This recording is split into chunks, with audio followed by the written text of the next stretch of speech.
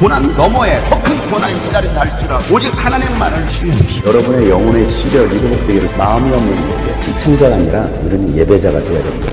샬롬, 한 주간이 또 시작되었습니다. 하나님께서 주시는 위로와 평강이 여러분의 삶에 가득하고 또 주님의 날개 아래 보호받는 오늘 하루가 되기를 간절히 소망합니다. 함께 나눌 말씀은 이사야서 23장입니다.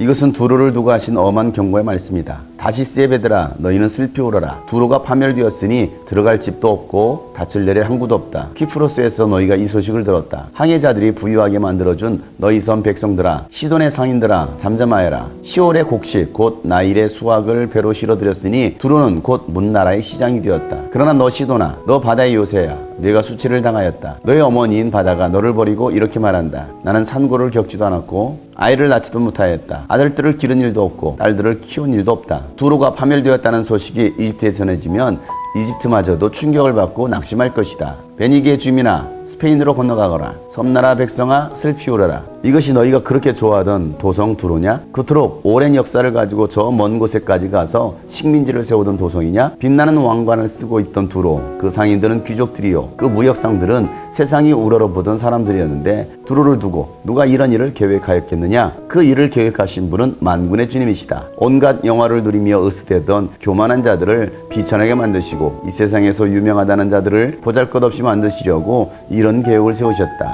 스페인아 따라 너희 땅으로 돌아가서 땅이나 갈아라. 이제 너희에게는 항구가 없다. 주님께서 바다 위에 팔을 펴셔서 왕국들을 뒤흔드시고 베니게의 요새들을 허물라고 명하셨다. 그래서 주님께서 이렇게 말씀하셨다. 처녀딸 시도나 너는 망했다. 내가 다시는 우쭐대지 못할 것이다. 일어나서 키프로스로 건너가 보아라. 그러나 거기에서도 내가 평안하지 못할 것이다. 바벨로니아 사람의 땅을 보아라. 백성이 없어졌다. 아시리아 사람이 그곳을 들짐승이 사는 곳으로 만들었다. 그들이 도성 바깥에 흙 언덕을 쌓고 성을 공격하여 궁전을 헐어 황폐하게 하였다. 다시스의 배들아 너희는 슬피 울어라. 너희의 요새가 파괴되었다. 그날이 오면 한 왕의 수명과 같은 70년 동안 두로가 잊혀지겠으나 70년이 지난 뒤에는 두로가 창녀의 노래에 나오는 주인공처럼 될 것이다. 망각 속으로 사라졌던 너 가련한 창녀야. 수금을 들고 성읍을 두루다니며 감미롭게 수금을 타고 노래를 실컷 불러라. 남자들마다 내 노랫소리를 듣고 다시 너를 기억하여 모여들게 하여라. 70년이 지나면 주님께서 두루를 돌보아 주셔서 옛날처럼 다시 해상무역을 하게 하실 것이다. 그때의 두루는 다시 제 몸을 팔아서 땅 위에 있는 세상의 모든 나라의 돈을 끌어들일 것이다. 그러나 두루가 장사를 해서 벌어들인 소득은 주님의 몫이 될 것이다. 두로가 제 몫으로 간직하거나 쌓아두지 못할 것이다. 주님을 섬기며 사는 사람들이 두로가 벌어놓은 것으로 배불리 먹을 양식과 좋은 옷감을 살 것이다. 아멘. 본문 말씀은 이방 나라 두로에 대한 엄한 심판의 경고의 말씀입니다. 두로는 해상무역을 통해서 부한 나라였습니다. 지중해에서 가장 강력한 나라. 해상무역이 활발하게 이루어졌기 때문에 그곳으로 수많은 물질들이 들어왔습니다. 또 함께 우상들이 들어왔습니다. 그들은 거만하고 교만했습니다. 하나님을 섬기지 못했습니다. 자신들의 부를 가지고서 누리며 살았습니다. 지중해를 주름잡았던 이 두로가 절대 무너지지 않을 것 같은 이 두로가 이제는 하나님의 심판의 손에 의해서 멸망당하는 것입니다. 하나님은 이방 민족까지도 다스리십니다. 온 열방의 주인 되십니다. 역사의 주관자는 하나님이십니다. 절대 망하지 않을 것 같은 이 두로가 하나님의 심판에서 멸망당하는 것을 보고서 주변 동맹국가들이 놀라기 시작합니다. 다시스가 놀랍니다. 이집트에서도 충격을 받습니다. 오랜 역사를 가지고 있었고 수많은 나라를 식민지 삼았습니다. 나라는 갈수록 강해졌습니다. 무역상인들은 자신들이 취한 그 부를 가지고서 세상에서 떵떵거리며 살았습니다.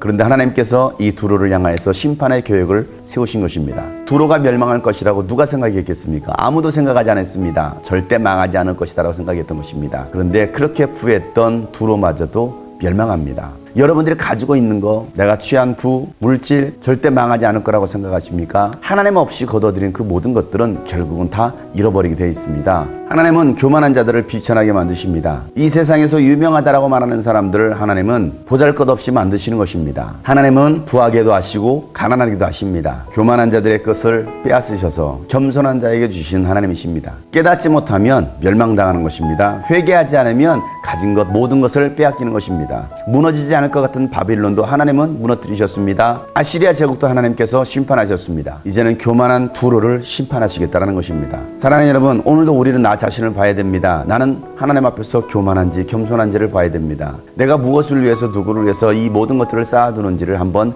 깊이 생각해 봐야 합니다. 세상의 부를 추구하고 살아가는 사람들이 아니라 하늘의 보화를 쌓아둘 수 있는 사람들이 되어야 됩니다. 하나님이 작정하시고 계획하신 것은 그대로 이루어집니다. 그렇게 모든 것들을 빼앗겼던 이 두로가 하나님은 70년 후에 다시 회복시키시겠다라고 말씀하십니다. 망하게도 하시고 흥하게도 하시는 하나님. 그것은 깨달으라는 것입니다. 하나님께로 돌아오라는 것입니다. 하나님을 찾으라는 것입니다. 두로가 무너지고 70년이 지난 다음에 하나님께서 이 두로를 다시 회복시키십니다. 그런데 두로가 장사해서 벌어들인 그 모든 소득도 주님의 것이다 라고 말씀하십니다. 내가 노력하여 얻어진 그 모든 것들 내 것이 아니라 주님의 것입니다. 우리는 주님의 것을 주님의 몫으로 돌려드릴 수 있는 사람들이 되어야 됩니다. 그렇지 않으면 그 있는 것마저도 또 다시 빼앗길 것입니다. 사랑하는 여러분, 이 세상에서 나의 도움이라고 여겼던 그 모든 소유들, 주님 안에 있을 때는 그 소유가 하나님의 영광을 위해서 쓰여질 수 있지만 하나님 없이 벌어들인 그 모든 소득은 결국은 나를 망하게 하는 것임을 깨달아야 됩니다.